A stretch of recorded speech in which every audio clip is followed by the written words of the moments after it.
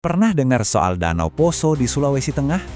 Tempatnya indah banget, tapi di balik keindahannya itu ada misteri yang luar biasa. Nah, kali ini kita akan telusuri sebuah kisah yang bikin batas antara mitos dan sains jadi tipis banget. Oke, jadi pertanyaannya gini. Apa sih sebenarnya asal-usul danau yang super keren ini? Apa beneran lahir dari sebilah tombak sakti? Atau dari kekuatan lempeng tektonik yang dahsyatnya bukan main? Yuk kita cari tahu bareng-bareng. Kita mulai dulu dari sisi magisnya ya. Jadi Danau Poso ini tuh tempat yang terkenal bukan cuma karena punya pantai pasir putih yang cantik, tapi juga karena kaya banget sama cerita-cerita rakyat yang udah diwariskan dari generasi ke generasi. Dan jangan salah, ini bukan danau sembarangan loh. Danau Poso ini adalah danau terbesar ketiga di seluruh Indonesia. Nah, fakta segede ini aja udah bikin cerita asal-usulnya jadi makin bikin penasaran kan? Sekarang, kita masuk ke legenda asal-usulnya yang paling terkenal, Kisah Tombak Manurung.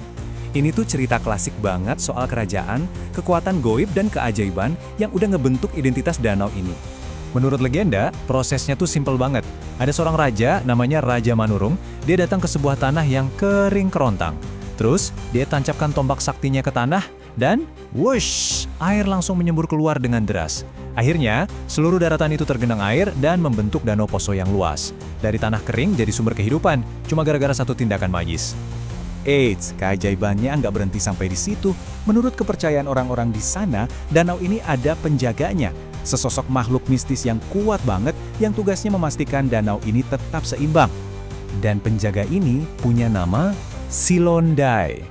Dia ini dipercaya sebagai naga raksasa bercahaya yang tinggal di dasar danau.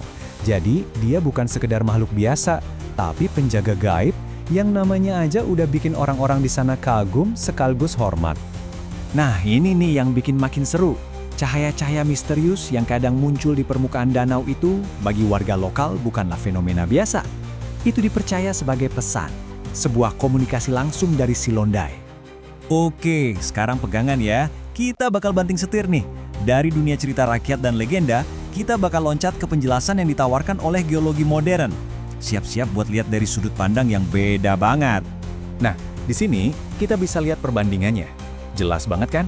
Di satu sisi, ada tombak sakti yang magis.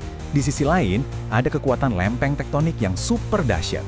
Dua-duanya sama-sama dramatis kan? Cuma aktor utamanya aja yang beda. Kalau menurut sains, ceritanya nggak kalah dramatis kok. Danau Poso itu adalah danau tektonik purba. Artinya, danau ini terbentuk karena pergerakan lempeng bumi yang menciptakan patahan atau retakan raksasa di daratan. Cekungan super besar ini kemudian selama ribuan tahun terisi penuh sama air, dan akhirnya jadilah danau indah yang kita lihat hari ini. Tapi gimana kalau kita nggak harus memilih salah satu? Coba deh kita jembatani dua penjelasan ini. Mungkin aja legenda itu menyimpan kebenaran yang berbeda. Bukan kebenaran ilmiah, tapi kebenaran tentang budaya dan nilai-nilai moral. Nah, disinilah letak kearifan lokalnya. Mitos kayak gini tuh sebenarnya punya fungsi penting. Cerita tentang Silondai itu ngajarin masyarakat buat nggak serakah ngambil ikan, buat jaga omongan dan kelakuan di dekat danau, dan yang paling penting buat menghormati alam sekitar. Ini kan cara yang ampuh banget buat menanamkan nilai-nilai konservasi. Jadi kesimpulannya, tujuan mitos ini sepertinya bukan untuk jadi penjelasan ilmiah.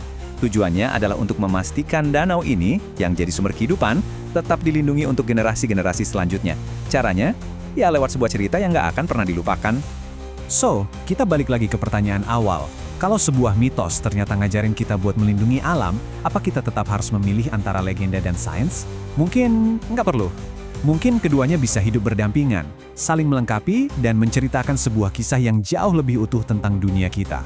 Oke deh, segitu dulu bahasan kita kali ini. Terima kasih banyak ya udah menyimak sampai akhir. Sampai ketemu lagi di cerita-cerita menarik lainnya.